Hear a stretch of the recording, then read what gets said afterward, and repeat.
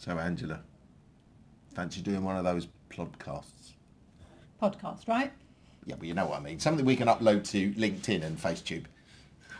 It means Facebook and YouTube. Yeah, why not? Okay, well, look, you're a recruitment trainer, right? I am, yes. I also am a speaker, a coach, a management consultant, an NED. My company's Connemara. Yeah, but you train recruitment consultants. Yeah, as well as all those other things as well. Why, are you just a recruitment trainer? No, well, some people think I am, but I also like to think that during my sessions I inspire and I motivate, as well as throw in a really good line of dad jokes.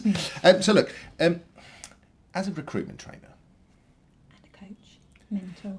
okay, all of those things aside, you must have a lot of experience whereby you can provide, in fact, let me ask you this. What would be your top 5 tips that you would give somebody coming into the recruitment industry? Okay, that's a good idea. Why don't I provide one and then you provide one? Well, that's no good because that's only 2. No, you know what I mean. Let's take in turns. Oh, okay, right, with you on that. Okay, you go first. All right, so my first one, I think, if someone's starting, is going to have to be work hard, because people think this is an easy job. But anyone that's been a recruiter for quite a while will know it's not. And one of the main reasons is a moving target. You think you've got it sussed, and then the market changes, or the client changes what they want. The candidates now want something different. The skills are different, or even worse, the government decide to get involved. They do, and they change everything, and it causes such problems. Don't say it. Did you just do B? I didn't, honestly. Okay, so hard work would be my first tip. What's yours? Listening. I think you need to listen out to every. You're going to have to get up a little bit earlier than that, Angela. Listening to everything they say and also not saying. You don't learn anything by talking. You learn by listening. You listen out for the emotional cues. You listen out for the emotions. Are they being genuine? Are they being sincere? Are they in pain? Are they interested, or they're just trying to get you off the phone? Actually, that leads me on to my second tip. Be interested. So be interested in the job that you're filling, obviously, but also be interested in that client, in the company. What are you doing? So, no, sorry, it's not that you're not interested. Yeah, honest. okay. So be interested in the company, what they're trying to achieve in the long term. Be interested in the candidate. You can change people's lives. So find out what it is that they really need to make a difference. Now, it's also be interested in your colleagues, because the people around you can make a big difference. So if you're interested in them, and I've met some amazing people along the way that have become friends as well sometimes. So therefore, you need to be interested in them, because this is a fantastic industry. Well, that's my opinion. Anyway. Okay. Yeah. Now, I actually tell people on the training courses that this job can definitely be the best job in the world. All the time, things are going well. However, recruitment doesn't go always as planned, and I think recruiters lose control when they don't ask enough questions, and they don't ask the right questions, and they're not placed very well. They've got to ask questions of the clients and the candidates at the start and throughout the process. And also, when you ask questions, it does show that you're interested. So I saw what you did there. Yeah, so a nice link back to my last tip. About being interested. Yeah, okay, we did write this together. Yeah. So look, I think questions do more sometimes, and they're more powerful than actually selling pitches or selling statements. Questions, they elicit responses. They give people intentional thought. They think about their actions. They think about what they are actually going to do next. And, it helps them to consider their options. And all the time they're talking, I'm doing point number 1, which is listening. So what's a good question then? Yeah, it is. No, what's a good question? Yes, I know it is. I was listening. I see what you mean, right? Okay, yeah, no, what? Yeah, it is a good question. So is what, and how, and why, amongst others, but closed questions are good too. ABCs and all that. Did you see she just mentioned ABC? Yeah, ABCs, always be closing, and old but still valid. That's true, just like you, old. But still valid. Well, it's a little bit harsh, Angela. Have you got any other points you want to talk about? Okay, point number 3 then. See this as a career, not just as a job. The recruitment industry has allowed me to travel the world and do what I love. It's an amazing place to be, and I've certainly met some interesting people along the way. But what it has allowed me to do is to go to every Christmas play, every sports day, take all the holidays off with my daughter. Now, there's not many people that can say that, is there? Well, certainly not me. Oh, okay. Why not? Well, because you've never invited me to your daughter's Christmas plays. You've never invited me to her sports days. I would have been really good at sliding along a bench upside down on the grass, throwing a what do they call them? Bean bags into a hoop. I would have been brilliant.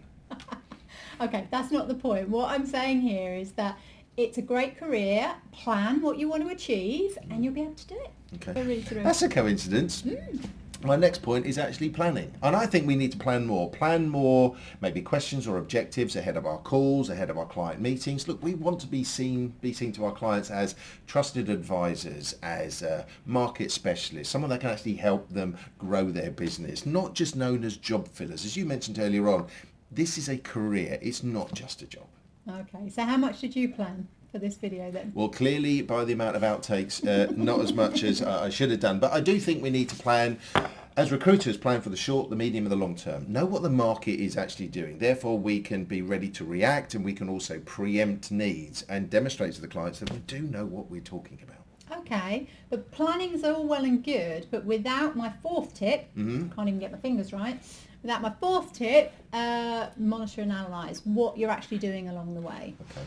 Because if you leave it till the end and then see whether you've actually achieved what you wanted to achieve, it's usually too late and it's gone. So if you monitor and analyse as you go along, then that way you'll know whether you're on track or not. This is why I like KPIs so much. Don't mention KPIs. No, KPIs, dodgy territory. There's companies out there, there's people out there that they just think KPIs are there for the manager to beat the recruiter over the head when it comes to business reviews.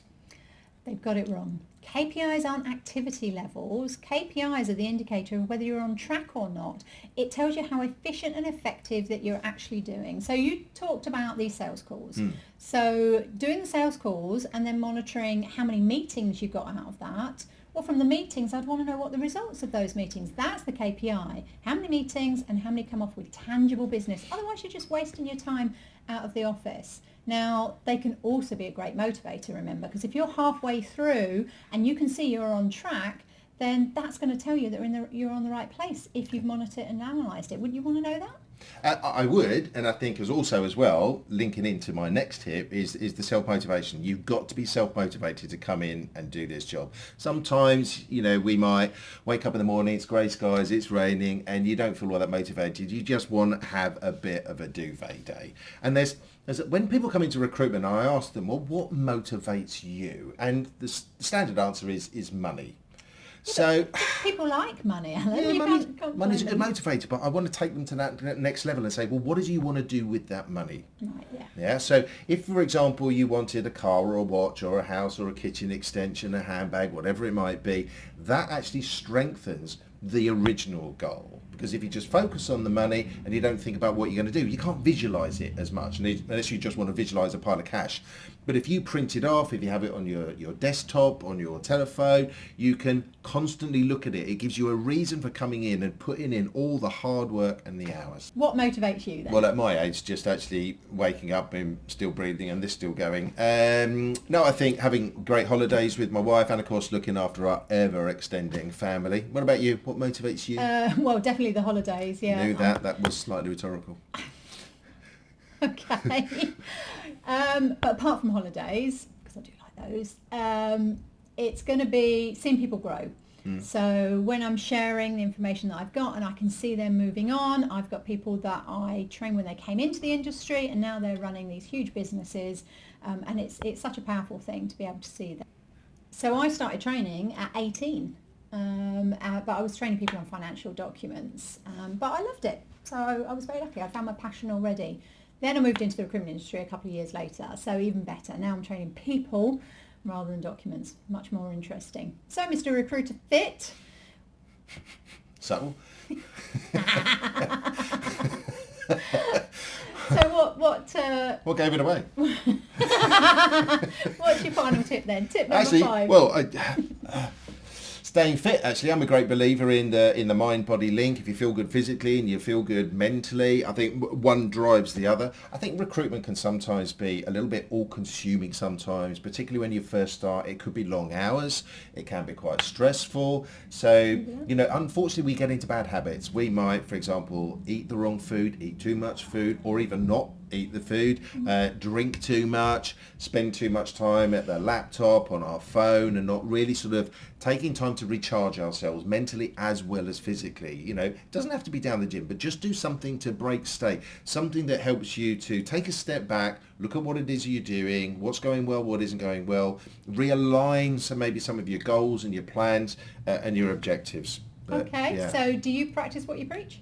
Angela, you do not get a bod like this by just eating biscuits and cakes and drinking beer all day. Sometimes you have to get your ass down the gym, maybe twice a month. And in fact, some people have actually asked me if I use a body double on some of the videos that I do.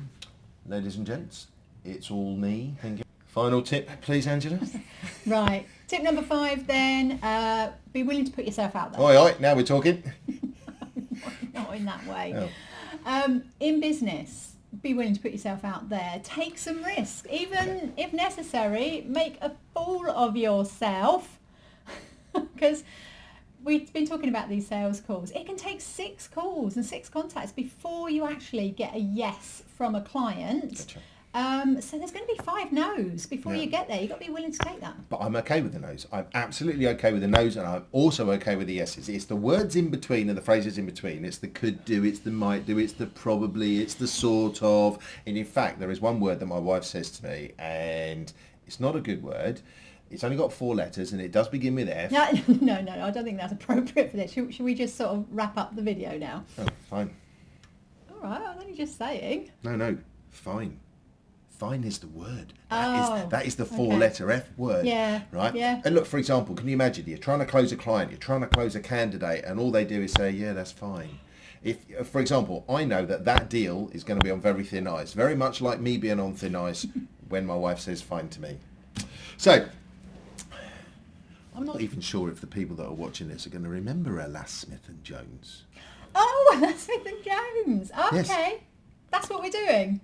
Well, it was meant to be. It was planned that way. Yeah. But they were funny. Yeah, I know. We tried.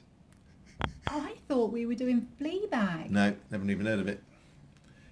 Okay, should we just wrap this up now? Okay, let's wrap it up. However, I do think, depending on how many likes we get, we should do this again, because look, we've got 55 years worth of recruitment experience between us. I'm sure there's other hot topics that we can share with our industry colleagues. Okay, but if we're going to do it again, yeah, can we get a sexy priest? I don't know what you're talking about. What are you doing?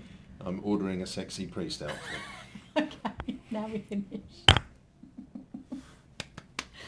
I think I'll tell you what, some good bits in there. that is going to take some editing, that really is.